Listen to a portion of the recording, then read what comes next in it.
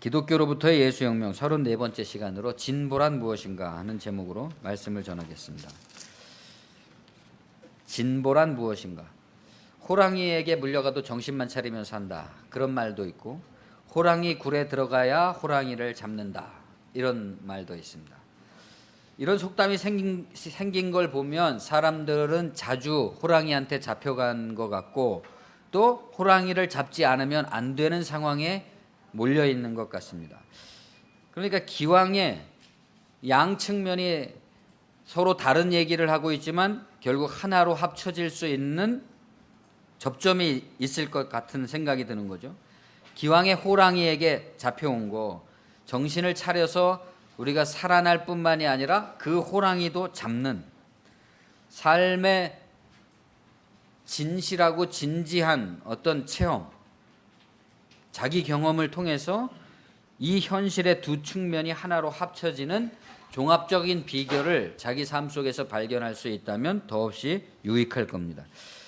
정신을 차린다는 것은 기독교적으로 깨어있으라, 이런 말과 같은 말일 텐데, 깨어있으라는 말은 우리가 안 깨어있는 사람이 어디 있습니까? 지금 다 깨어있으니까 이렇게 존재하는 건데, 이 상황에서 또 깨어나라는 것은 의식을 의식하라, 그런 말일 겁니다. 의식을 의식하라.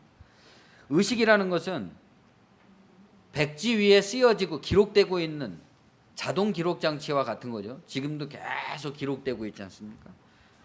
의식을 의식한다는 건 그 의식이라는 자율성, 내가 원하든 원하지 않든 계속 자율적으로 기록되어져 가고 있는 그것을 의식함으로써, 그렇게 무의식의 자율성 속에서 나의 의식이 기록되어지고 있다는 것을 의식함으로써 그 의식의 매몰 상태에서 벗어나는 거죠. 벗어나는 것을 말합니다. 의식을, 그러면 내가 지금 생각이 떠오르고 있는 그 의식을 일일이 다 쫓아다녀서 낱낱이 분석해서 거기서 벗어난다는 게 아니라, 나라는 존재를 둘러싸고 벌어지고 있는 모든 일련의 상황을, 전체적인 사건을 있는 그대로 이해함으로써, 알아차림으로써, 내가 지금 이렇게 하고 있다는 것을 알아차림으로써 그 매몰 상태에서 벗어난다. 그러니까 이 알아차림이라는 것은 전체로 알아차리는 거고, 있는 그대로 알아차리는 두 가지 요소를 갖는다라고 말할 수 있을 겁니다. 있는 그대로 전체로 지금 자동 기록되고 있는 나의 의식 상태를 의식해서 알아차릴 때, 우리는 그거를 나는 나를 지금 이해하고 있다 라고 말할 수 있을 겁니다. 안다, 이해한다는 말은 헬라어 기네스코라는 말인데, 이 말은 히브리어 야다와 같은 말입니다. 이 두 가지 말은 다 성적 결합을 가리키는 동침하다의 의미를 같이 가지고 있습니다. 중의적인 의미로서 1차적 의미로는 안다는 건데, 2차적 의미로는 동침하다, 동침해서 안다는 뜻이죠. 아담이 그의 아내 하와와 동침함에 할 때 야다라는 단어를 썼습니다. 하와가 임신하여 가인을 낳았다. 이럴 때 동침하다가 알다, 이해하다인 겁니다. 그러니까 남녀가 육체적으로 한 몸이 될 때 그것은 상대방을 전체로, 통째로 알게 되는 거죠. 일일이 분석해서 그 사람 속에 있는 마음을 다 아는 게 아니라 그 사람 자체를 벌써 알아버리니까 일일한 분석 따위는 필요가 없이 알아버린 겁니다. 문장을 통째로 납득해버리면 달리 분석해서 이해할 필요가 없이 전체로 이해한 것인 것처럼, 그 전체란 있는 것을 있는 것 그대로 이해하는 것이지, 내가 거기에 참여해서 파고들어서 2차적인 가공을 거쳐서 받아들이는 게 아니다. 그 전체란, 이처럼 정신을 차린다, 깨어있는다는 것은 지금 진행되는 과정으로서 나를 둘러싼 현실, 그러니까 전체적으로 진행되어져 가는 현실로서 이 거대한 진행되어져 가는 현실 속에 나도 들어있는 거잖아요. 그 전체를 통째로 이해해버림으로써 그 효과는 즉각적으로, 그것을 알아차린 즉각적으로 거기서 벗어나는 데 있다. 그 매몰 상태 속에서 의식이 의식을 전체로 있는 그대로 이해할 때 그 포착되어지는 현상 자체, 그러니까 우리가 내 주변에서 지금 벌어지고 있는 일을 정확히 포착을 했다면 그 포착되어지고 있는 그 상태는 한 장의 그림과 같은 현실이다. 한 장의 그림. 여러분이 그림을 보면 그 속에는 나름대로 의미는 있지만 그것은 전체적으로 보면 어때요? 그림일 뿐이죠. 실질적인 우리에게 어떤 영향을 주는 게 아니죠. 그러니까 우리가 우리에게서 벌어지고 있는 지금 이 모든 현상적인 일들에 매몰되면 거기에 매달려서 살아가겠지만 매몰되지 않고 벗어나면 그것은 한 장의 그림과 같다. 그림과 같기 때문에 그 그림은 나에게 더 이상 아무 말도 안 하고 영향을 미치지도 않고 의미를 갖지도 않기 때문에 내 마음은 그 영향력이 사라진 상태. 이 세상이 이렇게 존재하고 있는데 아무런 영향력도 사라졌고 아무런 메시지도 없고 그런 기이한 침묵 상태에 도달하게 되고 그 기이한 침묵을 이해하게 되는데 이른다. 세상이란 본래 이렇게 조용한 것이로구나. 하나님의 세계라는 것은 이렇게 침묵의 세계인 것인데 사람들이 인위적으로 거기에다가 많은 그 영향력, 그 그림이 전달해주는 그 영향력 속에 자기가 매몰돼 버리니까 거기서 수많은 일들이 파생되고 있구나 하는 전체적 이 부패의 과정을 우리가 이해하게 된다. 이겁니다. 마음이 외부, 현상, 현실, 사건, 관념 같은 것들에 의해서 영향받지 않고 자율적이고 폐쇄적인 의식의 매몰 상태에서 벗어나서 자유로워졌을 때 그 사람은 비로소 모든 장애가 없어졌기 때문에 자기가 해야 할 바를 주체적이고 독립적으로 선택해서 행동할 수 있다. 우리가 기독교 도덕으로 뭐를 어떻게 해야 된다, 어떻게 해야 된다 정해져 있는 게 아니죠. 모든 각 사람이 상황에 처해 있는 상황에 따라서 자기 주체적으로 행동하는 게 가장 중요한 거죠. 벌써 정해져 있다면 그것은 누군가에게 내가 예속받고 있는 거지 내 자유로운 존재가 아니지 않습니까? 이 상태를 달리 표현한다면 존재가 자연과 이 거대한 우주적 자연과의 갈등 상태를 끝내고 일체가 되는 상태다. 이렇게 말할 수 있을 겁니다. 신학적으로 표현한다면 하나님의 창조 세계, 우주적 질서와 내가 하나가 되었다. 제거된 것은 뭐예요? 그 상태에서 제거된 것은 나라는 사람이 끊임없이 영향을 받아서 만들어내었던 어떤 관념들이 사라졌을 뿐이죠. 영향력이. 하나님은 그러니까 다른 분이 아니라 인간과 나와 나의 자아가 만들어낸 세상과 대비되는 분이 하나님인 거고 내가 만들어낸 이 세상과 대비되는 나라가 하나님 나라인 것입니다. 하나님 나라가 따로 존재하고 하나님이 따로 존재하는 게 아니라 그 대비가 어디서 나타나야 되느냐? 나의 신앙에서 나타나야 된다. 신앙이라는 정신적 기본 상태를 통해서 하나님과 나, 하나님 나라와 나의 나, 인간의 나라 이것이 극명하게 드러나야 된다 이거죠. 그럴 때 하나님의 나라라는 것은 항상 원래부터 있었고 항상 존재해 왔으나 내가 그동안 여러 가지 망상에 의해서 알지 못했을 뿐이고 이제 그것을 알게 되니까 그 진리가 내 속으로 들어온 거죠. 그게 복음이죠. 내 속으로 들어온 거죠. 그렇게 함으로써 내가 본래부터 계셨던 하나님의 안식, 창조 때부터 있었던 하나님의 안식의 상태에 들어간다. 그렇잖아요. 안식일이 토요일이냐 금요일이냐 이런 게 중요한 게 아니죠. 안식이 중요한 거죠. 하나님의 창조는 6일 동안의 창조가 이루어지고 마지막엔 안식이잖아요. 그래서 다시 거꾸로 안식 다음에 다시 월요일로 돌아가는 게 아니죠. 하나님의 창조는 그냥 안식의 상태인 겁니다. 이 안식은 하나님 나라의 안식이고 하나님의 안식이자 그것을 알게 된 나의 안식이기도 하다. 나의 자기로부터의 안식이기도 하다 이겁니다. 연암 박지원 선생이 쓴 열하일기라는 책에 수록된 하룻밤에 9번 강을 건넌 이야기, 일야 구 도하기라는 글에 보면 이런 대목이 있습니다. 나는 옛날에 문을 닫고 누운 채 그 소리들, 강물 소리를 말하는데 강물 소리들을 구분해 본 적이 있었다. 깊은 소나무에서 나오는 바람 같은 소리, 이것은 듣는 사람이 청아한 까닭이며, 산이 찢어지고 언덕이 무너져 내리는 듯한 소리, 이것은 듣는 사람이 흥분한 까닭이며, 뭇 개구리들이 다투어 우는 듯한 소리, 이것은 듣는 사람이 교만한 까닭이며, 수많은 축에 격한 가락인 듯한 소리, 이것은 듣는 사람이 노한 까닭이다. 그리고 우르르 쾅쾅하는 천둥과 벼락 같은 소리는 듣는 사람이 놀란 까닭이고, 찬물이 보글보글 끓는 듯한 소리는 듣는 사람이 운치 있는 성격인 까닭이고, 검은 고가 궁우에 맞는 듯한 소리는 듣는 사람이 슬픈 까닭이고, 종이창이 바람에 우는 듯한 소리는 사람이 의심하고 있기 때문이다. 따라서 이러한 모든 소리는 올바른 소리가 아니라 다만 자기 흉중에 품고 있는 뜻대로 귀에 들리는 소리를 받아들인 것에 지나지 않는다.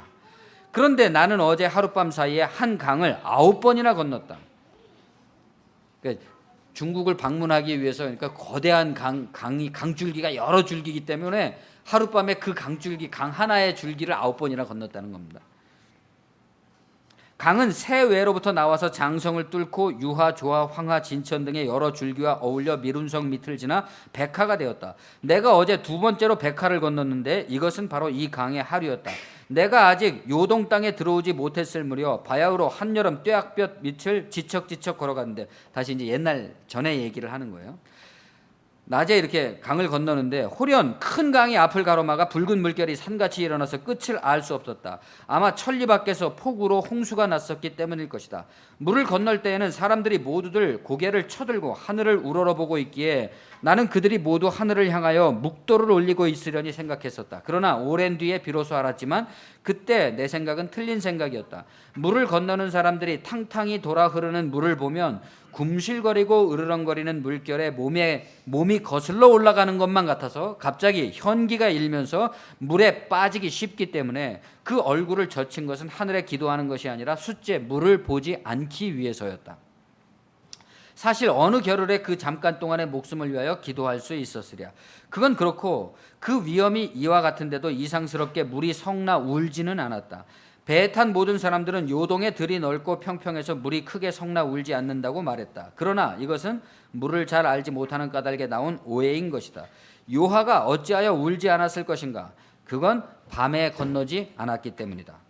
낮에는 눈으로 물을 볼 수 있으므로 그 위험한 것을 보고 있는 눈에만 온 정신이 팔려 오히려 눈이 있는 것을 걱정해야 할 판에 무슨 소리가 귀에 들려온단 말인가.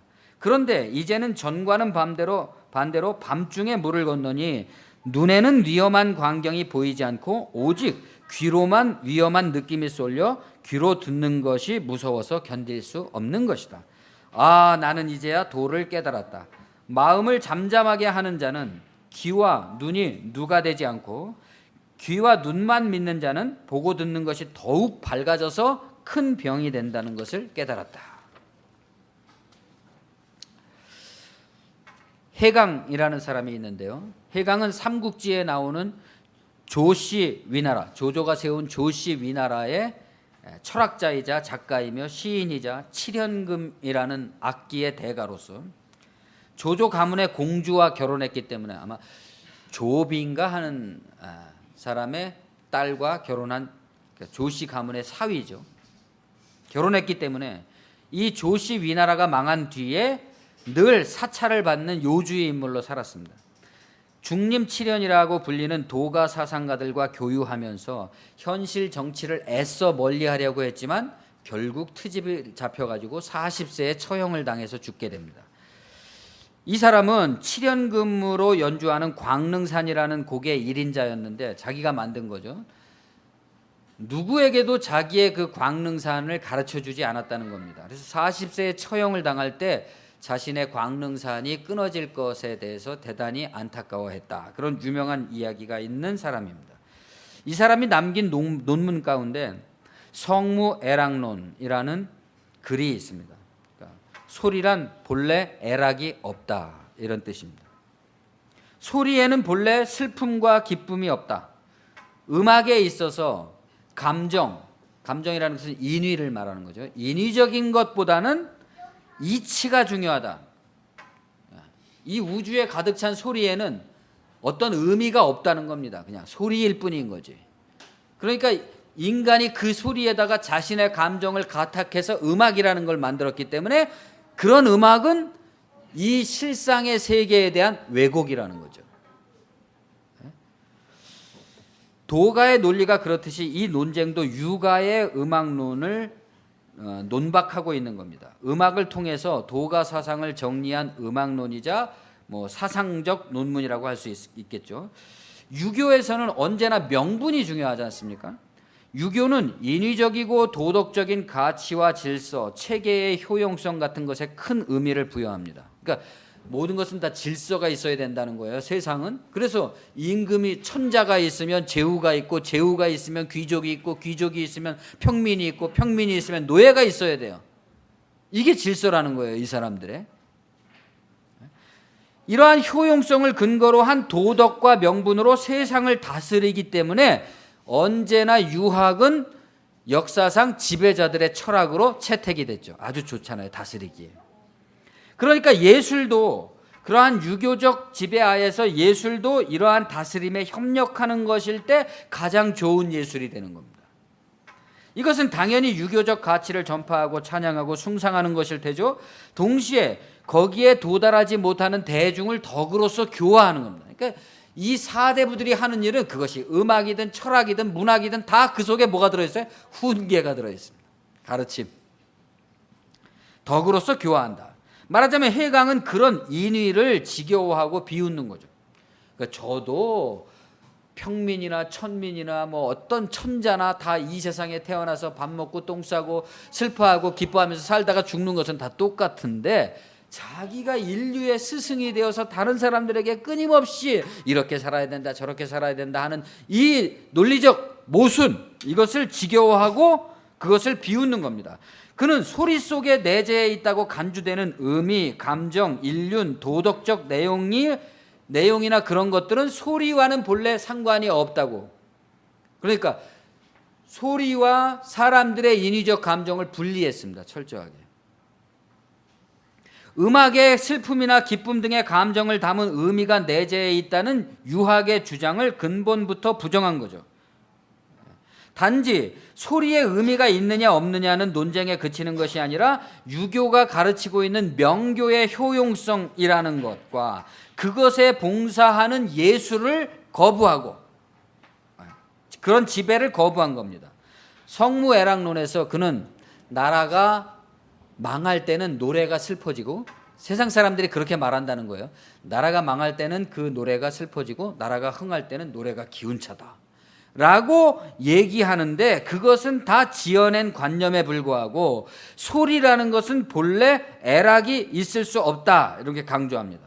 여기서 말하는 소리는 흥망하는 나라보다 망하는 나라의 음악, 흥하는 나라의 음악이 있지만 본래 이 해강이 말하는 소리는 망하는 나라나 흥하는 나라나 그런 나라의 역사보다도 더 근원적인 거죠. 더 근원적으로 존재하는 소리죠. 그런데 그 소리는 온갖 나라들이 망하느니 흥하느니 어쩌느니 하는 그 수많은 얘기하는 아무 상관도 없이 아무런 내용도 갖지 않고 있다. 그러니까 여기서 소리에 있어서, 음악에 있어서 우리가 주목해야 되는 것은 인위의 감정이 아니라 본래 자연에는 그런 인위가 없다. 무위자연.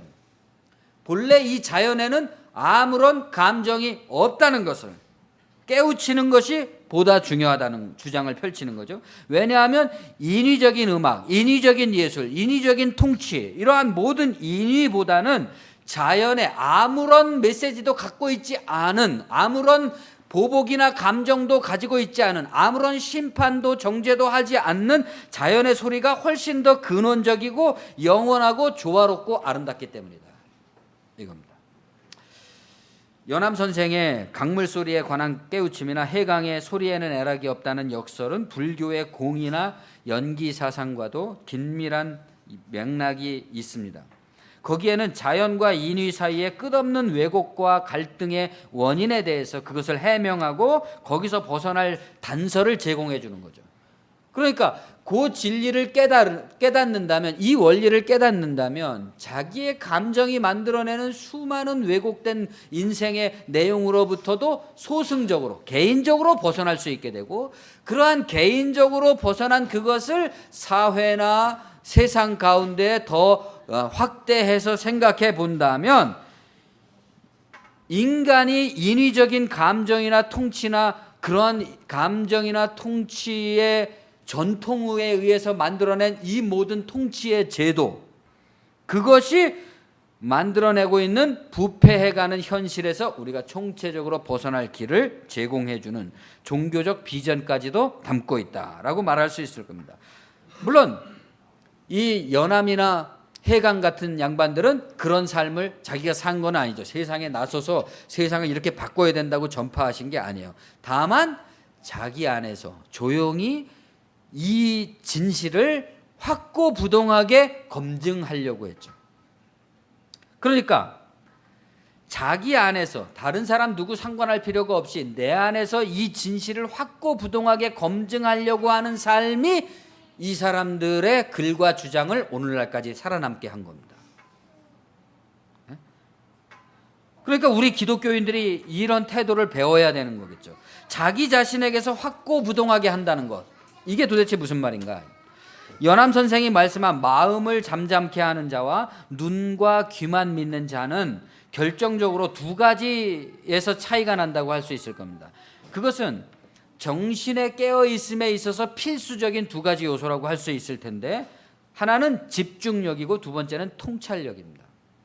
이 둘은, 집중과 통찰이라는 것은 무엇에 대한 어떤 집중과 통찰이냐는 문제를 항상 제기하죠. 그래서 항상 나로 하여금 깨어있게 하고 정신을 차리게 한다는 실질적인 내용을 상기시켜 주는 겁니다. 나는 지금 무엇에 집중해 있고 어떻게 그것을 바라보고 있느냐. 강물이 요동하듯이 외부적인 현상이라는 것은 항상 유동적인 상태이지만 본래 그 속에 어떤 의미가 들어있는 것은 아닙니다. 그렇잖아요. 자연과 인위의 차이가 뭡니까? 예를 들어서 쓰나미 같은 자연의 재앙이 일어나서 사람들이 무지무지한 고통을 겪지만 우리는 쓰나미를 원수처럼 생각하진 않아요. 왜냐? 자연이기 때문에 거기에는 감정이 없습니다. 그러나 만일 세월호 같은 사건에 있어서는 우리가 그것을 용서할 수가 없습니다. 왜요? 거기엔 인위가 들어있기 때문에 그렇죠. 이런 차이가 있는 거죠. 자연 속에는 우리 그 현상의 의미를 부여해서 의미에 따라서 놀라고 근심하고 낙담하고 분노하고 슬퍼하고 괴로워하는 것은 마음일 뿐인 거죠. 또 그 현상의 의미를 부여해서 가르치고 훈계하고 억압하면서 자기들의 율법으로 타인을 지배하고 괴롭히는 것 역시 의도됐거나 아니면 타성화된 마음의 작용입니다.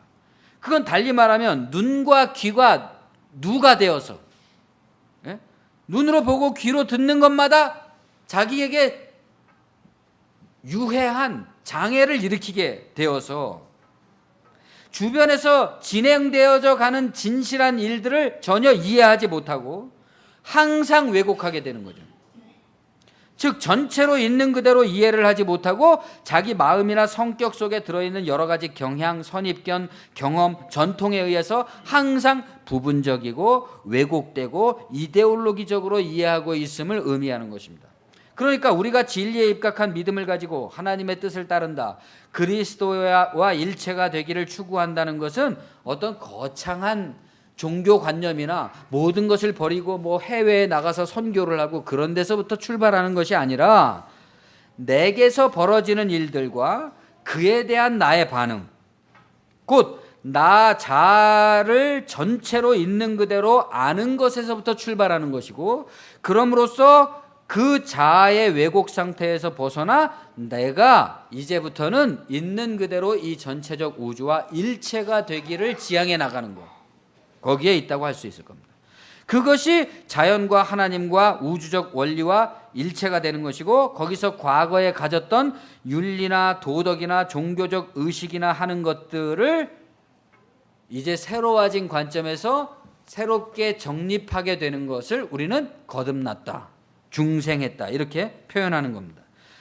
이것은 억지로 믿기 어려운 교리를 믿는 신앙이나 뭘 바라고서 믿습니다 이런 거를 연발하는 신앙과는 차원이 아주 다르죠. 다르기 때문에 마치 동침함으로써 서로를 알게 된 남녀가 그 알게 되었다는 사실을 변개할 수 없듯이, 한번 이 진리의 맛을 본 사람은 그것을 그 어떤 것으로도 빼앗을 수 없다. 그 어떤 명분, 논리 또는 사람을 감동시키는 센티멘탈한 이벤트 이런 걸로 그 사람을 흥분시킬 수가 없어요. 그 사람은 그러한 모든 감정적인 인위의 설득을 다 겪어왔기 때문에, 그런 실패와 오류를 다 겪어왔기 때문에 더 이상 그런 것에 의해서 격동되지 아니하는 평안을 얻을 수 있다. 만일에 여러분 스스로가 자기가 팔려있는 정신의 집중력과 통찰력이 어디에 어떻게 사용되고 있는 것을 이 연암이 하룻밤에 9번 강 건너는 것처럼 연구를 해보신다면 어느 순간 자기도 모르게 나는 이제야 도를 깨달았다 이렇게 연암처럼 부르짖게 될지도 모르겠습니다. 왜냐하면 바로 거기 이해 못함에서 여러분을 지배하고 세상을 붙들고 있던 모든 선입견과 편견과 전통과 율법이 가지고 있는 부분성, 제한성, 한계성, 이분법, 정죄, 차별, 병멸 같은 폭력성이 나오기 때문입니다. 항상 분리가 일어나잖아요. 왜 우리는 하나님을 잘 섬기자고 그러는데 동성애 반대 이렇게 해갖고 다른 사람 상처 주고 아프게 하고, 왜 그 모든 우리의 서로 다름에도 불구하고 우리를 하나로 합쳐서 모두가 유익하고 잘되게 하는 길은 없냐 이겁니다. 우리는 지금 지극히 과학적이고 합리적인 동시에 영적인 집중과 통찰로서 믿음의 바탕을 이루고 있는 기본적 태도에 대해서 생각해보고 있는 중입니다. 그것은 깨어있음, 거듭남이라는 기독교적 가르침에 있어서의 구체적 상태를 말한다. 이런 과학적 내용이 없는 믿음을 우리는 신비주의, 미신 이렇게 부르죠. 율법주의 역시 신비주의의 하나인 것입니다. 그것은 말하자면 방법이 없이 강 건너기, 문을 통과하지 않고 벽 통과하기 같은 것이죠.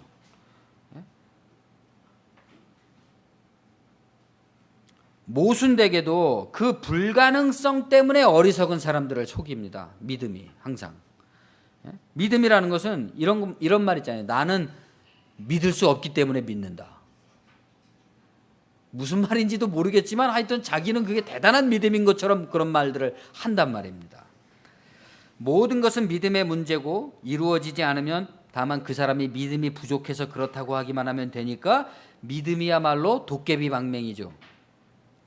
그러나 그것은 사람을 불합리한 신념이나 조직이나 권위자에게 예속시켜 놓는 데 있어서는 유리한 방법일지 모르겠지만 그 사람을 진정으로 성숙되게 할 수는 없다. 우리 한국 교회의 목회가 사람들을 교회 안으로 끌어모아서 더 이상 밖으로 나가지 않고 더 이상 불협화음이 일어나지 않고 그냥 통제하고 감시하고 다독이고 이러는 기술은 아주 발달되어 왔는데 사람을 진보하게 만들지 못했다. 예전에 들은 말에 그런 말이 있습니다. 10년을 입어도 1년 된 것 같은, 1년을 입어도 10년 된 것 같은, 그 옷 광고에 나오는 건데 우리의 신앙이 이렇게 됐다는 겁니다. 10년을 믿어도 1년 된 사람 같고 1년을 믿어도 10년 된 사람 같은 그런 기독교의 의상이 신비주의 같은 것이죠. 세련됨과 저질스러움의 정도의 차이 빼고는 지금 종교계의 현실이 이런 미신의 율법에서 얼마나 자유로운지 모르겠습니다. 제가 말씀드리려는 문제는 이 신비주의와 미신으로부터 나온 인위의 율법이 지배하고 있는 기독교인들의 정신의 현실을 말하는 겁니다. 그것은 하나님 나라와 얼마나 멀고 왜곡되고 원수된 것인지, 우리의 신앙의 최저 기본 단위는 기도, 묵상, 명상 같은 거죠. 이것이 없으면 신앙인이라고 할 수가 없죠. 그러나 인위적인 신비주의 미신에 의해서 진리의 왜곡이 발생하는 최초의 단위도 기도, 묵상, 명상 속에서 일어나죠. 벌써. 그러니까 시작부터 잘못 가르쳐서 잘못 배워서 우리의 신앙 전체를 잘못되게 하는 것이 기도, 묵상, 명상 가운데 들어있다. 기도나 묵상이나 명상에 있어서 가장 중요한 것은 뭡니까? 집중력과 통찰력이죠. 그러나 이 신비주의자들에게는 뭐가 중요해요? 얼마나 오래 했느냐, 누구를 위해서 했느냐, 이런 게 중요합니다. 그러니까 실질에 천착하는 지성의 과정을 명분과 도덕으로 건너뛰어서 본질로부터 그냥 단번에 이탈해버리는 거, 이게 신비주의의 특징이죠. 그러나 기도, 묵상, 명상의 본질은 지금 나와 나의 외부에서 동시다발로 벌어지고 있는 현상에 대한 지성적인 이해에 있습니다. 가령 우리가 복음서에 나타난 예수님의 모습을 상상해 보십시오. 예수님의 모습을 상상하면 그분은 언제나 침착하고 태연하고 요동함이 없죠. 그런데 그의 몸을 둘러싸고는 그가 가는 곳마다 어떤 긴장을 유발시키는 카리스마를 갖고 있습니다. 그분이 가는 곳마다 어떤 긴장 상태가 유발되죠. 근데 그분 자신은 너무나도 태연하고 초연합니다. 예수님의 자태는 그것 자체로 하나의 메시지, 집중된 메시지를 보여주죠. 그것은 그분이 기도와 묵상과 명상으로 단련된 어떤 견고한 자기 집중력을 가지고 있다는 거죠. 거기서 카리스마가 나옵니다. 그런 모습은 도대체 어디서 나온 것이냐? 예수 자신은 그것이 하나님 곧 유일한 우주의 원리이자 질서에서부터 나왔다. 심지어 자기와 아버지는 하나이다, 이렇게 주장을 했습니다. 우리는 이 말씀들이 신비를 내용으로 하고 있지만 이해할 수 있고, 우리도 역시 마찬가지로 하나님께로부터 나와서 하나님과 나는 하나다라는 말을 논리적으로 이해할 수 있고 본받아 갈 수도 있는 합리와 과학을 가진 말씀이라는 것을 우리가 이해해야 된다. 그러면 집중과 통찰이 왜 필요하냐? 얼마나 중요하냐? 그 반대의 경우를 생각해 보면 우리가 이해가 쉬울 겁니다. 집중력과 통찰력이 생애에 있어서 결여된 사람의 모습은 예수님이 보여주고 있는 온몸이 하나의 메시지와 같은 집중력과 통찰력을 보여주는 게 아니라 어떤 방만하고 정신이 없는 상태, 우리가 흔히 원죄라고 부르는 부패와 타락이라고 부르는 어떤 느른한 상태의 정신의 모습이 나타나죠. 그 다른 곳에 팔려있는 그것을 우리는 허무주의라고 말합니다. 공허에 사로잡힌 사람이죠. 공허에 사로잡힌 사람도 나름대로는 굉장히 치열해요. 공허 속에서 치열한 거죠. 그 상태에서는 비록 종교를 믿는다고 할지라도 누군가 특정 선생이나 교단의 입장이나 조직을 통제하는 기득권에 의해서 자신이 속한 교단이나 학파나 무슨 신앙의 유파에서 만들어낸 그 관념에 치열하게 매진해 가는 거죠. 근데 자기 상태하고는 본래 그거는 아무런 상관도 없어요. 상관도 없는데도 그것이 상관이 있다고 생각하면서 자기만 거기에 매달릴 뿐 아니라 다른 사람들까지 거기에 매달리게 한다. 쉽게 말해서 꼭 안 그렇게 살아도 되는데 그 사람에게만은 반드시 그래야만 된다는 식입니다. 목회란 이렇게 해야 된다, 인생의 목적은 이런 것이다, 신앙은 이렇게 해야 된다, 뭐는 안 된다, 뭐는 해야 된다, 항상 이렇게 하기 때문에 이것이 뭡니까? 정신을 모든 사람이 따라야 된다고 생각하고 있는 어떤 정신이 그 사람을 지배하는 거잖아요. 이것을 사도 바울은 공중권세라고 표현을 한 겁니다. 공중권세가 지배하고 있다. 그것은 이분들이 말하는 공중권세라는 것은 시대의 정신이고 시대의 모든 사람이 거기에 예속돼서 그렇게만 살아야 된다고 생각하는 그 인위의 율법인 거죠. 그 인위의 율법의 정점에 누가 있습니까? 로마 황제가 있는 거죠. 정치 지도자들이 있는 거죠. 이 세상의 기득권자들이 있는 거죠. 그 이 세상의 기득권자들이 원하는 통치 질서가 바로 그 율법인 거죠. 중요한 것은 이러한 세상의 공중권세에 대한 이해를 통한 벗어남이 없이 거기에 예속된 상태에서는 항상 똑같은 모습, 항상 어떤 교회에 들어가서 그 교회에 속한 사람들을 보면 모두가 다 똑같은 모습을 하고 있다는 거죠. 네, 그렇습니다. 이러면서. 네. 왜 그렇게 된 걸까요? 그들을 지배하고 있는 공중권세라는 것이 있기 때문에 그런 거죠. 자신의 고유한 개성이 나타나질 않고 자신의 인생의 경험을 통해서 우러나온 하나님과의 교감이 나타나질 않는 겁니다. 이 개성이. 그래서 모두가 자기 상태를 놓쳐버린 상태로 어떤 구획된 상태의 표절 상태를 살아가고 있는 거죠. 표절을 하면서. 이것이 바로 허무주의의 실태다. 통찰력과 집중력은 자기 존재를 자기로서 사는데, 자유를 획득하는데 반드시 필요한 기술입니다. 이와는 달리 구태의연한 삶이라는 것은 허무주의적인 세속정신의 지배에서 벗어날 수 없는 규범의 삶으로서 자기가 사는 게 아니라 규범이 사는 거죠. 율법이 살고 있는 거죠. 이 상태를 세상 임금, 통치자들과 권세들과 이 어둠의 세상 주관자들과 하늘에 있는 악의 영들이라고 표현한 것입니다. 그럼 여기서 우리가 어떻게 벗어나야 되느냐?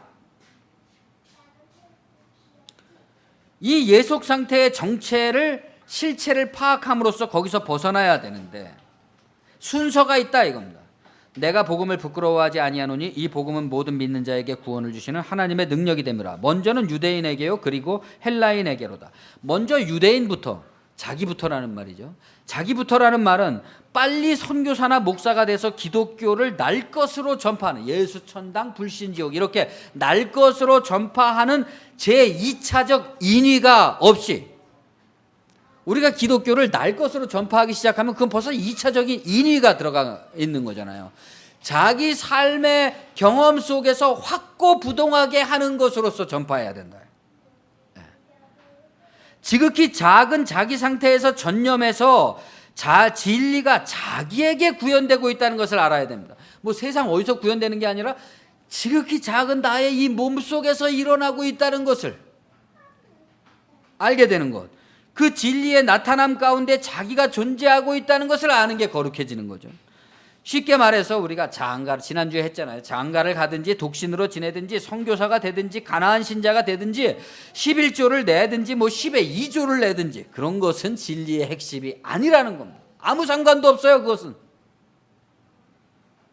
그것은 항상 2차적인 것입니다. 2차적인 것이기 때문에 거기에 매달려서 거기에 무슨 기독교 신앙의 좋은 덕성이 나타날 것처럼 이야기하고 그것을 통해서 세상을 변화시켜 가려고 조직을 만들고 하는 것들은 결국은 다 부패해 간다. 어디까지나 순수하고 소박하게 자기에게서 일어나는 모든 일 그 자체, 그것이 곧 하나님의 일이고 하나님이 자기를 나타내시는 일이다. 하나님의 뜻을 이루어가는 일이다. 그게 뭡니까? 우리가 밥 먹고 옷 입고 일하고 욕망하는 바로 그런 일들 가운데 말입니다. 율법을 거기다 들이대지 말라고요. 더 이상은. 너는 잘났느니 못났느니 이것은 나쁜 것이니 좋은 것이니 하지 말라니까. 그것을 있는 그대로 자체로 그것을 집중해서 통찰해낸다면 그것은 한 장의 그림에 불과하다. 더 이상 선과 악의 율법이 없고 율법이 없으므로 정죄가 없고 정죄가 없으므로 심판이 없고 심판이 없으므로 있는 그대로 살아있는 존재로서 존재하는 것, 이게 죽음이 없는 거죠. 생명이죠. 삶과 죽음이라는 단절이 안 일어나는 겁니다. 우리가 그러잖아요. 우리는 그냥 지금 살고 있어요. 근데 이 삶에 대해서 생각하면 언제나 내가 왜 그랬을까? 그럼 벌써 한 번 죽는 거예요. 삶의 연속성이 끊어지는 거죠. 거기서. 이런 끊어짐의 경험이 계속 축적되다 보면 이 사람은 죽음의 증상이 쌓이게 되는 겁니다. 수전 손택이라는 사람이 은유로서의 질병이라는 유명한 책을 썼잖아요. 사람들의 질병 속에는 질병은 하나의 은유라는 거죠. 어떤 은유겠습니까? 그 사람이 본질적으로 갈망하고 있는 어떤 자유에 대한 억압이 끊임없이 일어나서 단절이 죽음이 끊임없이 일어나서 그 죽음이 일어난 그때마다 나무에 나이테가 쌓여 가듯이 하나의 질병들이 상징적으로 생겨난 거죠. 그러니까 그 질병들을 잘 연구해 본다면, 다른 사람도 아니고 자기가 자기 질병을 잘 연구해 봐야 되겠죠. 자기가 자기 질병을 잘 연구해 본다면 거기에는 반드시 숨겨져 있는 어느 때 해결하지 않고 넘어갔던, 어느 때 억압하고 넘어갔던 생명의 억압이 반드시 존재한다. 문제가 되는 것은 오로지 우리가 집중된 통찰력을 가지고 있느냐 못 가졌느냐, 그러한 상태로 자기가 자기를 대할 수 있는 그런 안목이 있느냐 없느냐, 그것이 문제가 됩니다. 이것이 소유냐 존재냐 하는 질문에 있어서 존재로서 존재하는 방식일 겁니다. 때가 오래므로 너희가 마땅히 선생이 되어야 될 터인데 너희가 다시 하나님의 말씀에 초보가 무엇인지 누구에게 가르침을 받아야 할 것이니 젖이나 먹고 단단한 식물을 못 먹을 자가 되었도다. 대저 젖을 먹는 자마다 어린아이니 의의 말씀을 경험하지 못한 자요, 단단한 식물은 장성한 자의 것이니 저희는 지각을 사용함으로 연단을 받아 선악을 분별하는 자들이니라. 그러므로 우리가 그리스도 도의 초보를 버리고 죽은 행실을 회개함과 하나님께 대한 신앙과 세례들과 안수와 죽은 자들의 부활과 영원한 심판에 관한 교훈의 털을 다시 닦지 말고 완전한 데 나아갈지니라. 여러분, 왜 교회가 매일같이 똑같은 지난 100년 동안의 성경 공부를 계속하고 있는 겁니까? 그 초보에서 왜 벗어나질 못하고 있는 거냐 이겁니다. 그것이 교회의 사명인 것처럼 100년이 됐으면 100년의 관록이 나타나야 될 거 아닙니까? 문화가, 제도가, 사람들의 수준이 나타나야 될 거 아닙니까? 그런데 언제나 제자리예요. 하나님이 세상을 창조했습니다. 주님께서 우리를 위해 돌아가셨습니다. 항상 도돌이표, 다람쥐 쳇바퀴 돌듯 하지 말라는 말씀이죠. 자기의 본질을 꿰뚫어보는 집중된 통찰력이 있다면 그 투시력으로 누구나 자기가 어떤 자동 기록되고 있는 조건에 의해서 딱 이렇게만 살아가고 있는 한계에 놓여 있다는 것을, 그 협소함과 편협함과 율법과 규정된 반응을 깨우치게 됩니다. 그건 무엇보다도 자기 영혼이 지향하고 있는 자유의 갈망을 억압하고 자연의 소리에 반하는 인위적 명분에 의해서 살기 싫은 삶, 가기 싫은 길, 하고 싶지 않은 일, 이렇게 하고 사는 것이죠. 그게 불행을 낳는 원인이 되는 거죠. 신앙이 영혼의 정직한 소리를 일깨우는 게 아니라 정직한 소리를 엉뚱한 소리로 번역을 자꾸만 하는 겁니다. 가령 예를 들어서 지금 어떤 사람의 마음속에서는 저 철천지 원수가 나를 왜 이렇게 괴롭히냐, 딱 죽고 싶다, 딱 죽여버리고 싶다, 뭐 이런 어마어마하고 끔찍하고 견딜 수 없는 가공할 폭력적인 상황이 그의 속에서 펼쳐지고 있는데 겉으로는 어떻게 하는 겁니까? 주님, 원수를 용서하게 해주세요, 사랑하게 해주세요, 이렇게 번역을 하는 거예요. 그걸 그렇게 번역하면 안 되죠. 있는 그대로의 자기의 그 감정, 자기의 고통, 그런 것들을 폭발해 나가야죠. 구티 에레즈라는 신학자가 욥기 해설서의 제목을, 구티 에레즈는 남미의 해방 신학자입니다. 그 욥기 해설서의 제목을 고난당하는 자가 하나님께 나아가는 방식, 이렇게 말했습니다. 그러니까 고난당하지 않는 사람이 하나님께 나아가는 방식과 고난당하고 있는 사람이 하나님께 나아가는 방식은 같을 수가 없다는 거예요. 그러니까 욥기가 주장하고 있는 것은 욥의 친구들 같이 지금 고난당하지 않는 사람들이 하나님께 나아가는 방식이 아니라 욥과 같이 고난당하는 사람이 하나님께 나아가는 방식이라는 거예요. 그래서 하나님께 따졌잖아요. 나의 낱날이 멸망했으면, 내가 태어나지도 말았더라면 얼마나 좋았겠는가. 삶이 이게 뭐냐, 이런 개떡 같은 삶 아무도 원하지 않는데 왜 이렇게 사는 것이냐 하면서 항의를 했지 않습니까? 하나님은 그것이 옳다고 했습니다. 그 태도가.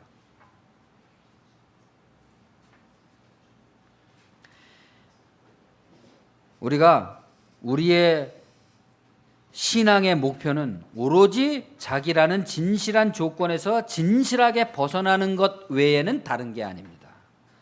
일생을 땀 흘리지 않으면 열매를 얻을 수가 없죠. 풀을 뽑지 않으면 어느새 수북한 가시덤불이 됩니다.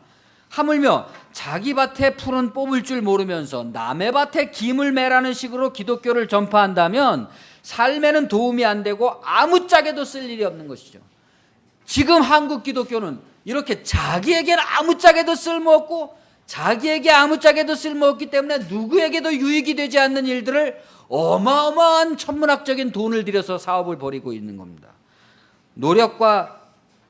노력이 없이 집중력과 통찰력이라는 것이 양성될 리가 없을 겁니다. 부단히 연습을 해야 됩니다. 먼저는 누군가 선생의 일깨움을 받아서 자기를 발견하는 의도적인 노력이 필요하고 의식적인 노력을 통해서 깨우쳐 가야 됩니다. 그래, 천 목사가 말하는 그 집중력과 통찰력이라는 게 도대체 뭔가? 그러고 알아봐야죠. 자기에게서. 그런 노력을 기울여야 됩니다. 그래서 뭘 깨닫습니까? 결과적으로는 의도적으로는 안 된다는 것을. 의도적인 노력은 불필요하다는 것을 깨달아가는 과정이다. 그 다음에는 어떻게 되겠습니까? 더 나아지려는, 뭔가를 보여주려는, 증명하고 싶은 의도적인 노력조차 부인된 단계에 있는 그대로의 나의 전체를 용납하고 이해하는 통찰력과 지각력이 생깁니다. 더 이상 나는 더 나은 어떤 사람이 되려고 노력하는 게 아니라 있는 그대로 내가 너무나 충분하다는 겁니다. 내가 부족하고 멍청하고 어리석고 천박하고 경솔하고 그런 거 따질 필요가 없어요. 있는 그대로, 경솔하면 경솔한 있는 그대로, 천박하면 천박한 있는 그대로 아름다운 거예요. 더 이상 거기에 율법이 가입되지가 않으니까, 선악의 분별이 가입되지가 않으니까 그냥 한 장의 그림입니다. 그것은 나에게 더 이상 아무런 의미를 부여해 주지 않는 메시지를 가지고 있고 아무런 의미를 부여하지 않고 영향력을 끼치지 않는다는 진리를 발견함으로써 아름다워지는 겁니다. 그것은 아름다운 도구가 되는 겁니다.